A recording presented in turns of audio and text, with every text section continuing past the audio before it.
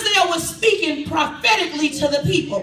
What he was telling them was that you need to have your heart ready because the Lord is coming to his people. But he was telling them that the Lord cannot come to you any kind of way. You must first be prepared for God to come. And he said in order for you to receive his glory, there's some things that just got to be moved out the way. God cannot come in and do nothing until we prepare our hearts. Am I right about it? I tell you, and it's amazing that he spoke that way about preparing the way before they come in.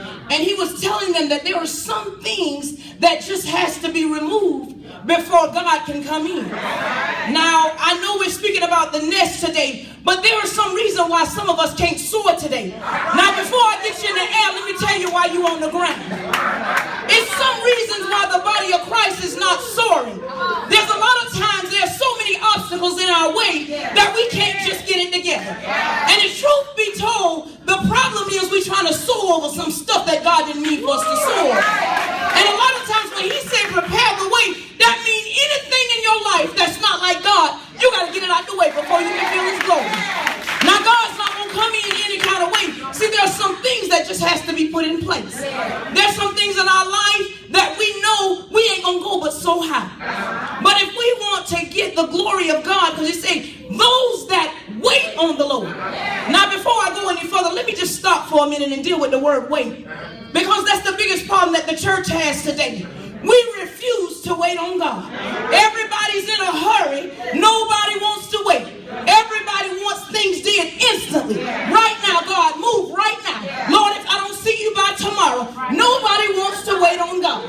But it's amazing that we forget he waited on us to come out of our sins. And some of us, he's still waiting to turn from some stuff. Some of us are in some stuff that God's still waiting on. Don't get us wrong, you look like you flying. And a lot of y'all think you're up there. I don't come to bust no bubbles, but I just come to tell you you're not as high as you think you are. It's time for us to realize that there's some things that are in our lives that if we don't get it right with God, honey, you're just going to be another bird in the sky. You ain't going nowhere. And the thing about it, you ain't going nowhere real fast. You ever seen somebody go real fast and crash? I'm mighty afraid some church folks is about to crash. I don't mean no harm, but we don't took off before our time. And God is just telling us that we just have to wait on him. And I tell you, the waiting thing it's hard for all of us because all of us become anxious sometimes.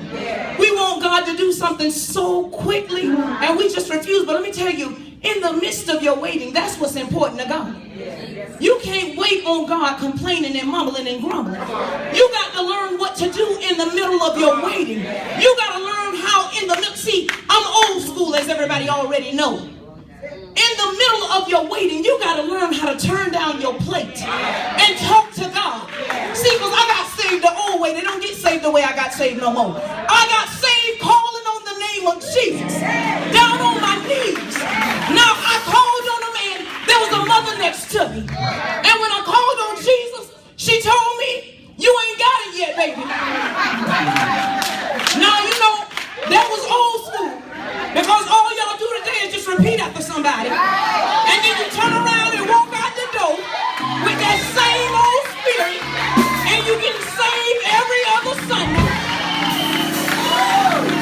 But I tell you this. If we go back down on our knees and begin to call on the name of Jesus, some of us will be saved a little longer than we are. But that's old school. They don't do that no more. That's this new instant generation. You get God instantly. And that's why you backslide instantly. Because you got him so fast, you walk right back out the house. But God is trying to teach some of us. You just have to learn how to wait on God. And I tell you, it's a difference in those who get this stuff quickly and those who wait. She just said, I don't mind waiting. The thing is, we got to learn how to pray and fast. We got to stop talking about each other. We got to learn how to lift each other up. We got to learn how to be there for each other. We got to know that we are each other's keeper. You can't keep somebody if you're talking about it. It's a little hard to do. You got to learn how to love. You got to have that in spite of love. Not that love, if you hurt me, hurt you back. That's not love, baby. That's that kind of love. As fast as you go up, you're going to come down. Because that's that conditional love. If he loved us unconditionally, we ought to learn how to love people unconditionally. And I tell you, it is just something in the middle of our waiting. We got to learn how to just bless the Lord. I tell you, we say, I bless the Lord at all times. But will you really bless the Lord at all times? Right in the middle of your problems, when you're sitting there and it don't seem like nothing gonna work out, you got to learn how to say, Jesus, I trust you. I don't see you, but I know you're going to show up. I may not know how you're going to do it, but I know you're going to do it. We got to learn how to just be patient and wait on the Lord. But I tell you, the many times that we're going through, the things that we're going through is because we're trying to soar over stuff that God just didn't intend for us to soar over. And I'm going to apologize in advance for what I'm going to get ready to say, you know, because I'm not regular. So I'm going to say this. The church has gotten this thing confused. We're trying to soar over stuff, and we think we're going somewhere. I'm going to tell you, sin is wrong. And I don't know, we've made people comfortable in sin, but sin is wrong. Sin, it will take you to hell. And I don't know if y'all thought that it was a shortcut to heaven. If it was, I would have found it a long time ago. I've been on this journey a long time. If there was a shortcut, I tell you, I would have tried it. But it's no shortcut. We got to learn to stop trying to soar over everything. Fornication is wrong, saints. Adultery is wrong, folks. Homosexuality is wrong, folks. Lesbianism is wrong, folks. It's wrong. I don't care who do it. It's wrong. We got to stop trying to fly over sin. Everything is not all right with God. If it's written in the book, we ought to obey it. We can't let any and everything go on in the house of God. And then we wonder why God don't show up.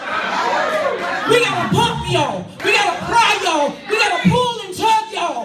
But guess what? If you had something on the inside, we wouldn't have to do all that. But the body of Christ is going through something now. It's time for us to have an experience with God. It's time for us to stop just calling things. You got to start calling sin, sin. And sin will lead you to hell. And hell is just as real as it is. Just to show us heaven is prepared, hell is prepared too. You keep sinning and you're going to find out how prepared hell is. We got to learn that. We just got to wait on God. I tell you this, and I'm about to go to my seat. But I'm going to say this. My pastor preached a message. Not long ago, he preached about ego Christians. Now, we're supposed to be ego Christians. Let me tell you something about an ego Christian. An ego Christian can put up with some things.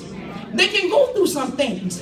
They can deal with some stuff because they've been groomed to do this. An ego can go high as it can, and it'll come down, and it's able to carry its prey. And I'm going to tell you, no matter what comes its way, an eagle Christian will mount up. In the midst of a storm, you'll find an eagle. He just spread his wings, and after a while, he go to soaring. But I'm going to tell you something. In that same message, he talked about some other birds. And I'm not going to deal with him because I'm not as smart as my pastor. He had that thing broke down. But I'm going to tell you something what really got me. In the church, we have a bunch of cuckoo birds. But these birds are acting like they're eagles. You can tell by the fruit that's on the tree. They just as cuckoo as cocoa puffs. They ain't got nothing in them and ain't nothing coming out of them. Now Pastor Clark said that. Y'all get with Pastor Clark up there. I didn't say that. I didn't study that. He said that. And the other night on Wednesday, you heard what he said. Pardon me. I'm just saying what he said. But I believe that the church is full. I believe the church is just full of some cuckoo birds. Because if you love God, you wouldn't do all kind of things. You wouldn't act any kind of way. It used to be a time when you knew a Christian when you seen one. I'm mighty afraid I don't know y'all apart. We don't come down to I don't know who's saved and who's not. We want to live close as we can to the word. But yet we want the benefits of God. We don't want to give up nothing. We don't want to walk away from nothing. I got to stay with this man because he helped me pay my bills. Last I checked that he was a way maker. And his ways is much better than a man's ways. Because you got to give something to get something from him. All you got to do is surrender to God and you'll get something back. We got to learn that it's better to serve God than to serve man. We don't want to sacrifice nothing for God. We want to be able to wrap ourselves and tie ourselves with the enemy, but yet get the benefits of God. It's time for the church to just start sowing. It's time for Because if you get up high enough, this little stuff wouldn't bother you down here. It wouldn't bother you to be against each other, who like you and who don't. This stuff right there is for them cuckoo birds. I'm too big to worry about who like me and who don't like me. Who cares who like me? Who cares who don't like me?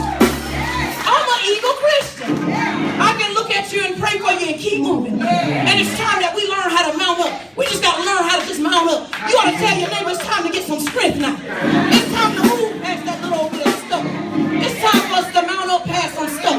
But we don't want to go past no stuff. We want to soar over it. We think we're flying high. And we want the fastest we go up, we come back down. You better check yourself. That just means you're not an eagle Christian. And I'm going to tell you something. The people in the church, they don't belong to us. They belong to God. You got to learn how to treat each other. The body of Christ belongs to God. It don't belong to us. You got to watch how you talk about folks. You got to watch how you run people down. Because they belong to God. They don't belong to you. We are just a loan. And some of us ain't even a good loan. So you got to watch how you treat each other. Because you know them same people that you run down. You don't know where you're going to be in life. That you may have to cross them. You got to be careful when you try to step on folks. This journey is not about us. We're pilgrims passing through.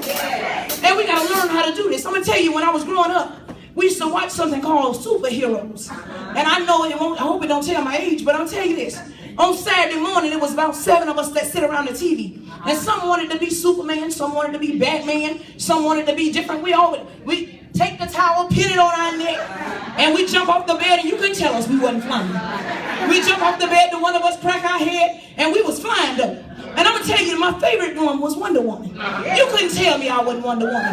Linda Carter didn't have nothing on me. I tell you, I used to think that, because she put the bracelets on. And when the bullets come, she just go, she was blocking everything. She take that headband and she go to throwing it out there, and it bring the enemy in. I'm going to tell you something. I just thought I was her, but when I was young, I thought as a child. But now I'm standing on something better than what Wonder Woman's standing on. I'm standing on the Word of God. And when you stand on the Word of God, I tell you, I got on better armor than Wonder Woman. I got my head covered now. I got on the breastplate of righteousness, the helmet of salvation. My feet are shod with the preparation of the gospel. And I tell you, I'm an eagle Christian. And after